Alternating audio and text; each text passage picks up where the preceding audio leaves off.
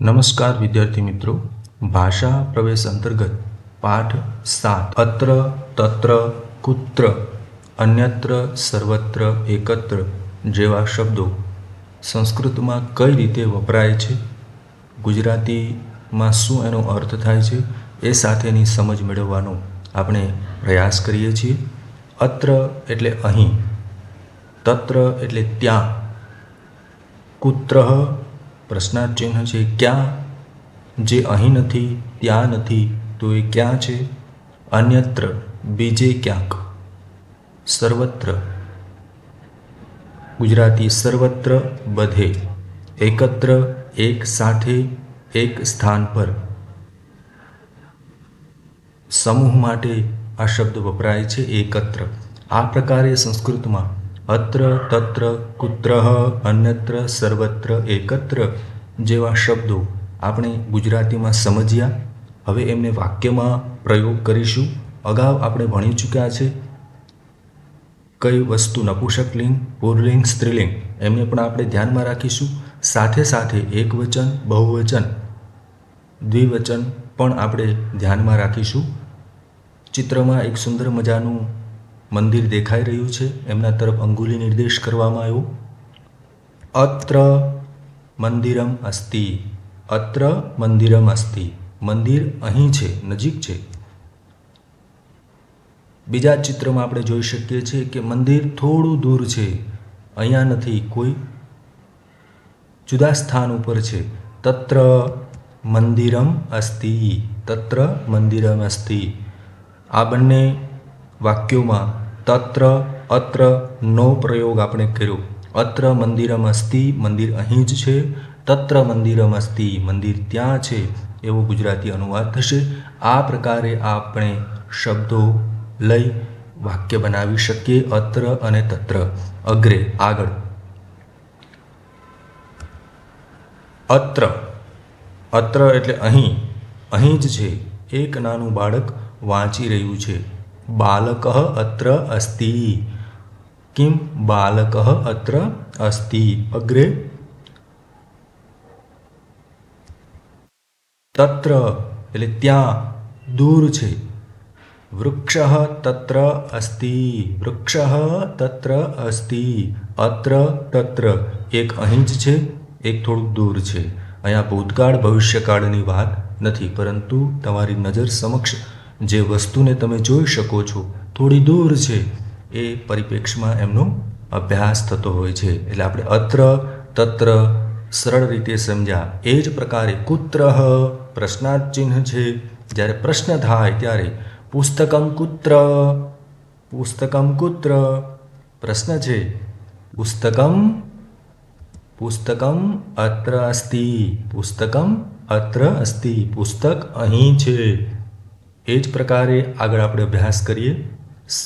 સુંદર મજાનું સોમનાથ મહાદેવનું મંદિર વિદ્યમાન થાય છે, જોવા મળે છે. સોમનાથમ કુત્ર, સોમનાથમ કુત્ર પ્રશ્નાર્થ ચિહ્ન દ્વારા તમને જવાબ મળી શકે.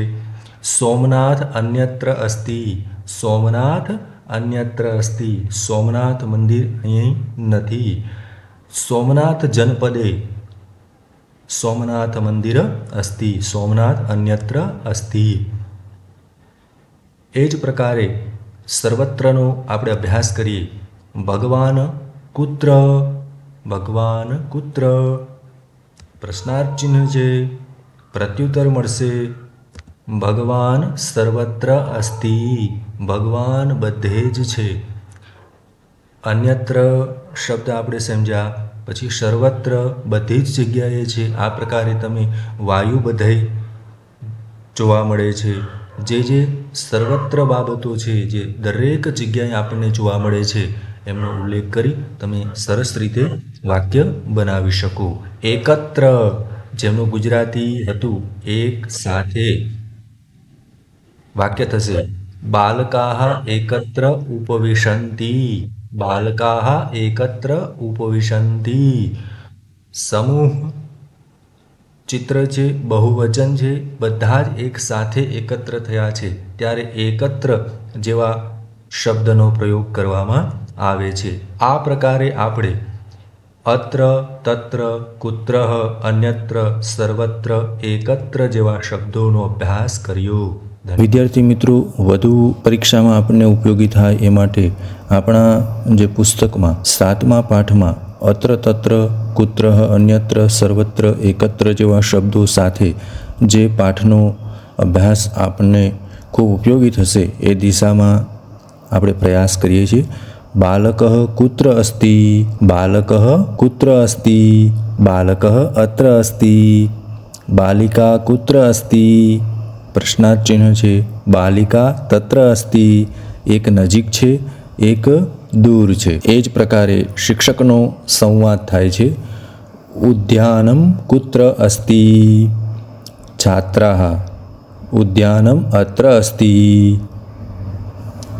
શિક્ષકઃ બાલઃ કુત્ર અસ્તિ, પ્રશ્નાર્થ, છાત્રાઃ બાલઃ અત્ર અસ્તિ, શિક્ષકઃ કંદુકમ કુત્ર અસ્તિ, ક્રિકેટ રમવા માટેનો બોલ, છાત્રાઃ કંદુકમ અત્ર નાસ્તિ, શિક્ષકઃ વાયુ કુત્ર અસ્તિ, પ્રશ્નાર્થ, વાયુ અત્ર અસ્તિ, વાયુ તત્ર અસ્તિ, વાયુ અન્યત્ર અસ્તિ. શિક્ષક પ્રત્યુત્તર આપે છે, વાયુ સર્વત્ર અસ્તિ, બાલિકા એકત્ર ઉપવિશન્તિ, બાલકાઃ એકત્ર ઉપવિશન્તિ. આ પ્રકારે સર્વત્ર એકત્રનો અભ્યાસ થયો. અભ્યાસ પાછળ આપેલા પુસ્તકમાં છે, ચિત્ર આપેલું છે. ચિત્રમાં જોઈ આપ અભ્યાસ કરશો તો આપને વધુ ઉપયોગી થશે. સ્યુતઃ અત્ર અસ્તિ, લેખની કુત્ર અસ્તિ, લેખની અત્ર અસ્તિ, શશકઃ તત્ર અસ્તિ, ગ્લાસ ઘટી તત્ર અસ્તિ, વાયુ સર્વત્ર અસ્તિ, દેવઃ સર્વત્ર અસ્તિ, મંત્રી અન્યત્ર અસ્તિ, પર્વતઃ અન્યત્ર અસ્તિ. આ પ્રકારેના અભ્યાસથી આપ સરળ રીતે સંસ્કૃતમાં અત્ર તત્ર કુત્ર અન્યત્ર સર્વત્ર એકત્ર જેવા શબ્દનો પ્રયોગ કરી શકશો. ધન્યવાદ.